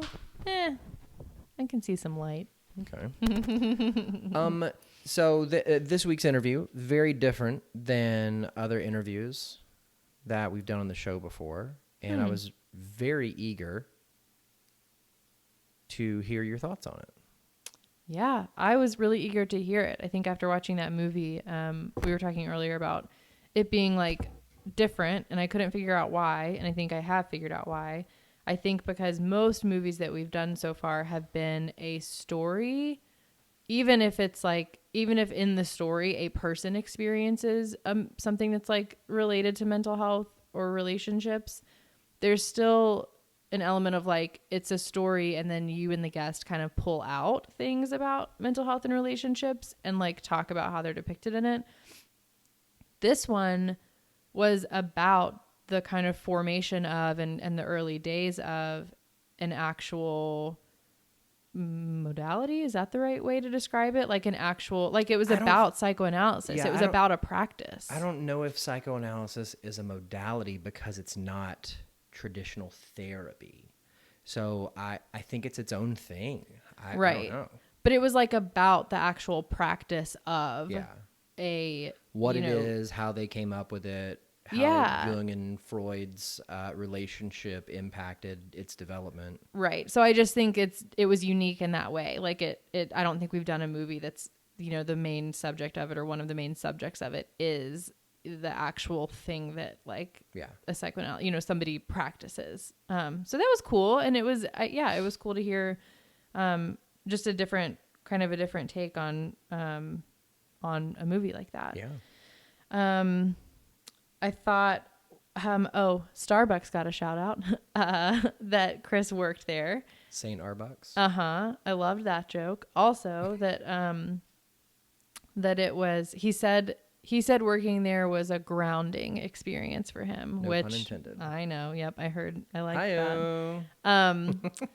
No, but I think when he said that it was a grounding experience, something in me clicked, because I thought, oh, that's such a good, like, just, yes, it is. And I thought that's so interesting and unique that a job like that, because he's not the first one, well, in life or even on the podcast, to kind of refer to either Starbucks specifically or a job like that being kind of a good experience, and it ends up fitting into people's stories. Yeah. And I know you and I both experienced that. So like, and I've said many times, like, I could not have continued my own therapeutic work as a client without Starbucks. So like, I know I said it on Phil's episode, but like, I owe a tremendous amount to Starbucks, both in my personal development and in my finding a wife. Yeah, same, but husband. Yeah, I think it just made me think about why places like that are the way that they are. And I think, what I just was thinking was it's a place where you come and you have to be on. You have to be customer service. You have to make the drinks. You have to do the tasks. Like you have to do the thing.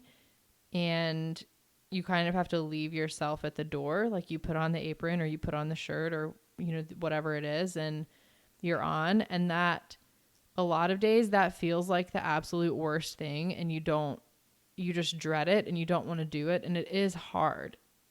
But I think leaving it and losing that makes you look back and go like, oh, that was a steady thing in my life where I was able to leave my other stuff at the door and just be present in a moment and just like do the task, just do what I needed to do, just be with people in front of me at a register. Yeah. And I think that's unique and special. And I say this as I'm not working a retail job right now. So let me just acknowledge that it's much easier said now in like a, I don't know, like a 9-to-5 more regular job. But I recently left a retail job a few months ago. Mm-hmm. And I think, we were talking before, I think there's elements of, working at Starbucks or at a different retail thing being grounding in the sense of, I know for me, it was a practice in the here and now. The tasks I was doing, I had to be present for, I had to pay very close attention to, because the little details in making a drink mattered and because you got immediate feedback. And so like if I let an espresso shot sit on the tray for too long and it became bitter, when the customer took a sip of that drink, you saw the face they made. I mean, ew, gross.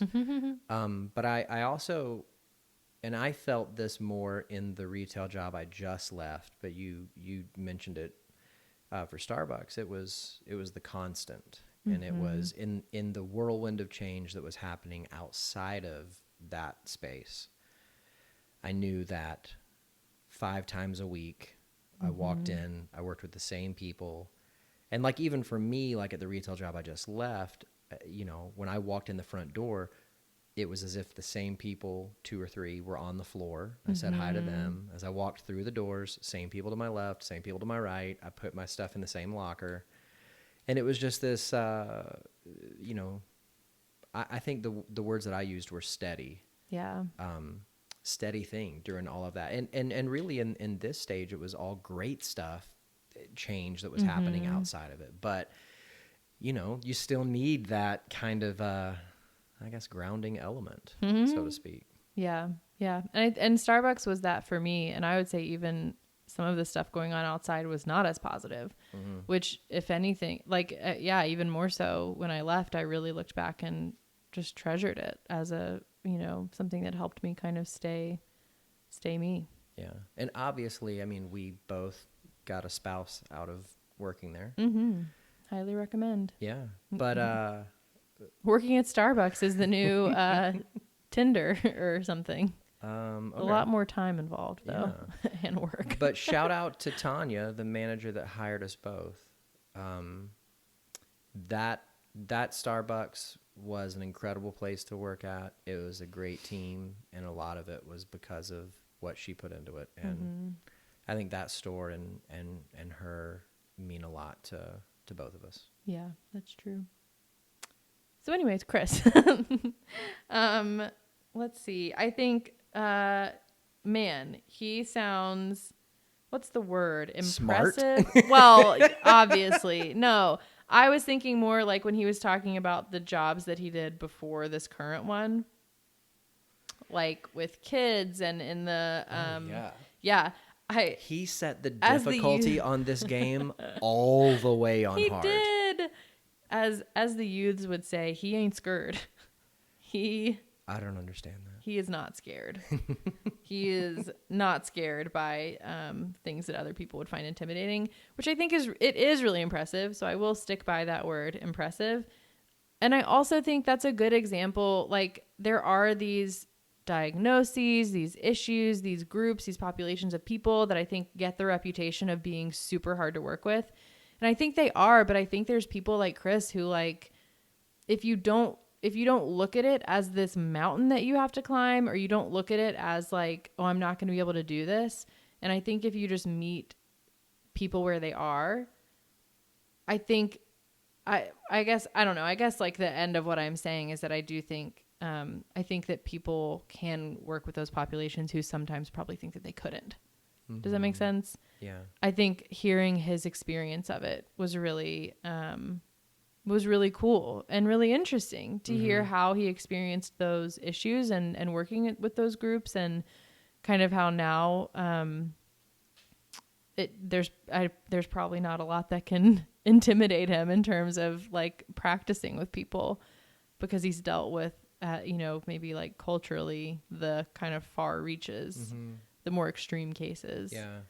And I think that's a good example of building resiliency. And it's something that, at least with my clients, I try to highlight all the time. Like anytime my clients experience a small victory, I always ask them to write it down. Because there's going to be times in the future that they're going to think, oh, I can't do this. But I always remind them, not only can you, but you already have. Yeah.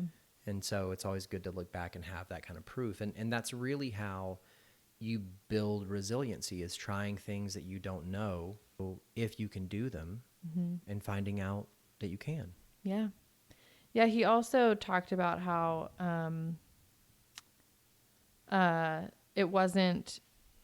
he said it wasn't the kids at the facility, it was the system. And he talked about how it can further traumatize kids. And hearing that was just like, it was almost heartbreaking. And he only said like a sentence about it, like an example of a kid who was going to get to do a weekend visit, but then something that the parent didn't do, meant that the kid couldn't. And then the kid goes berserk.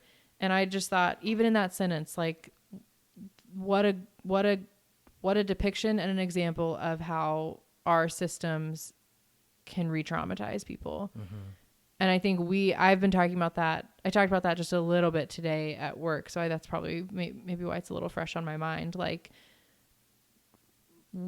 especially people in the helping profession, I think it's really important to be trauma informed in everything we do, because systems can re-traumatize people. The process of trying to find help can add to a person's, like presenting like the things that they're dealing with. And I think that sucks, to be honest. Like it does. But I think that means we have to do everything we can. I would go as far as to say, I think it can traumatize them to a higher degree, in the same way that being in an abusive relationship can traumatize to a higher degree, because to a certain extent, the person that you would normally turn to seek comfort from distress, if they're the ones causing the distress, it causes like a short circuit in the brain. And so systemically, if a kid is being told, hey, you're going to be able to get help from this, but if in the system it's kind and then doesn't, it's causing a short circuit. And it reminded me of the episode that we did with Katie on Short Term 12, available in the archives. And just some of the things that went on at the foster home in that movie. Yeah, definitely. So a lot of the rest of it, I felt like I wanted to take notes, and I was learning and was fascinated by what he was saying. I think as he got into explaining kind of what he does in psychoanalysis, you guys somewhere got on the topic of identity and like the true self. Hearing his thoughts on that was really interesting. I think it was him. He talked about how stressful it would be he said, to find any kind of identity that stands the test of time. I think he was talking about the danger in this idea of a true self being that like there's always this unreachable thing. Like you're not being something that there's always this dichotomy between like who you think you should be or who you want to be. And it's not the identity that you were given as you grew up, like by your parents and stuff like that. Anyways, you guys just got on the topic of not just identity, but like, I think, what the picture that people have of the identity that they should have. Yeah. If that makes sense. I got the sense that he was kind of walking away from the idea of true self as a concrete, fully developed identity that a person can have. And rather, you know, he was espousing that you continue to develop your identity for your entire life. So it's a moving thing. It's a living document. And I fear, now that I'm thinking more about it, and I listened to the episode as I was editing it, you know, that he was thinking I was coming from a place of, oh no, it's a concrete thing that's within you that you can get to, that's a never changing thing. Whereas, you know, my true self right now at my age is very different than it was a decade ago, which was very different than it was a decade before that. Right. Yeah. I think it sounded like the concept of true self was not his favorite. And I think that I understand why. I think the idea, instead of accepting where you're at and exploring your subconscious and exploring where you're at, it's looking at it as an other thing that you have to reach. So anyways, all of that to say that the comment that he made about it being stressful to find any kind of identity that stands the test of time, I thought that was a really good like one-liner to kind of get across that message. Like it's gonna produce anxiety, and it's gonna be stressful, and I don't think it is something that we should put on ourselves or other people. Like, he kept going back to asking kids, what are you going to be when you grow up? And then them thinking, well, I'm going to be this, so I have to do this and this and this to be this thing. And that being just maybe not what we should be kind of putting on kids and ourselves. Yeah, he talked about a discontent if you idealize. And he talked about wanting to get back to, he talked about, of course, having discontent if you idealize your childhood. And like, we keep wanting to get back to childhood, you know, whether that's like consciously saying, oh, I wish I could be a kid again, or subconsciously it's that nostalgia. being a drive. Yeah, it's looking back and thinking everything was perfect or everything was better than it is now. Right. But not even that. Like, I feel like that's a very conscious thing, nostalgia. But I think he was even saying, like, subconsciously that we have this drive to get back to a time when we were dependent and like when things were simpler. Yeah. And so he talked about there being discontent if you do like idealize that time and you do idealize that state. And so I think in the same line, he kind of talked about psychoanalysis being helping people learn to live in the tension and in the anxiety of, like, that's not adulthood. You know what I mean? Like adulthood isn't dependence on your parents. The example he gave of, you know, in a psychoanalytic session, you know, bringing analysand,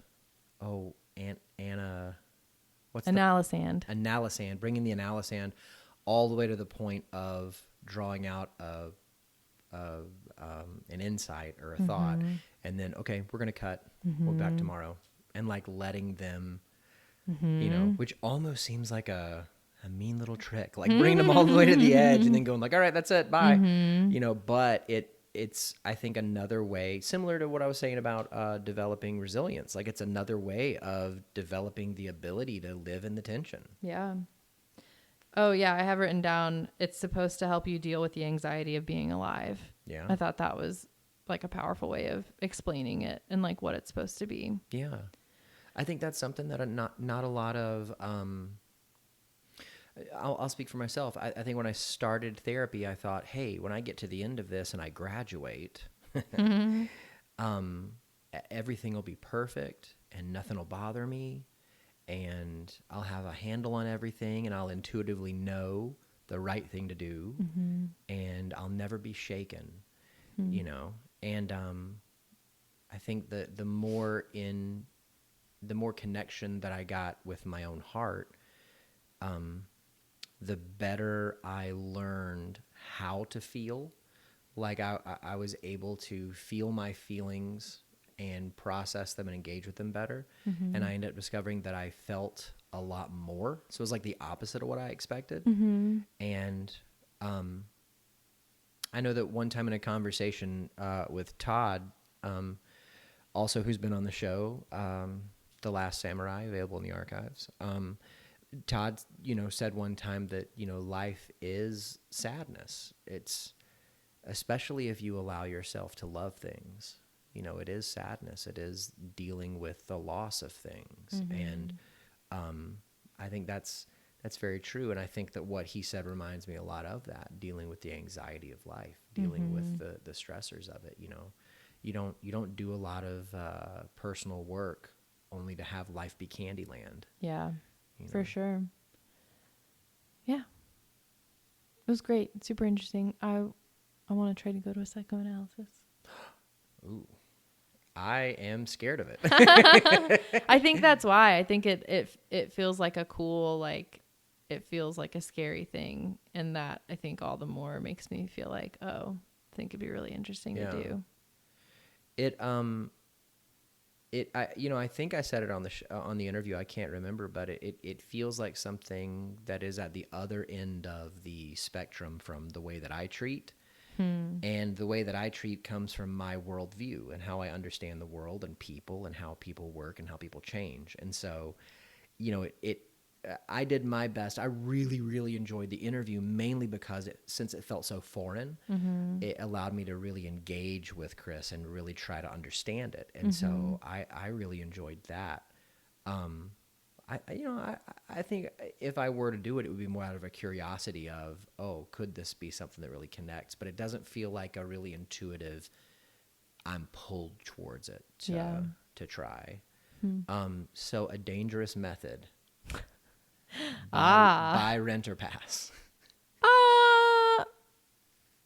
Rent?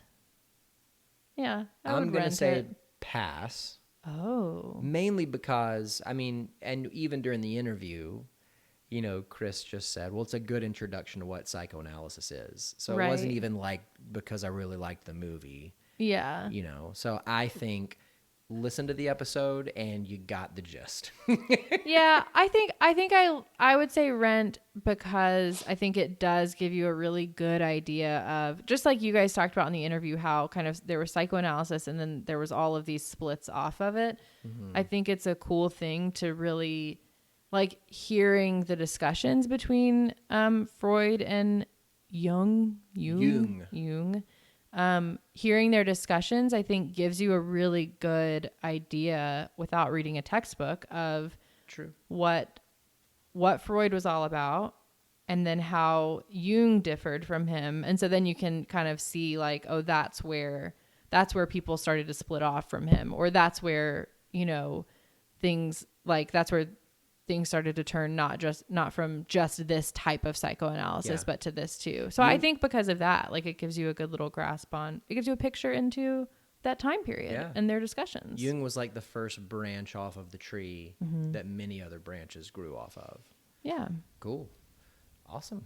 Well, we have got some spaghetti to eat. Yeah, we do. And an episode of, salt, acid, fat, heat. Salt, fat, acid, heat. I don't know. It's that show on Netflix with the 4 words. It's incredible. It's really beautiful. And we're watching it while we eat normally, so it all kind of works together. So I'm going to go ahead and call it. So we're going to shut things down and raise the lights, lower the curtain, and say that for this week, the theater is closed.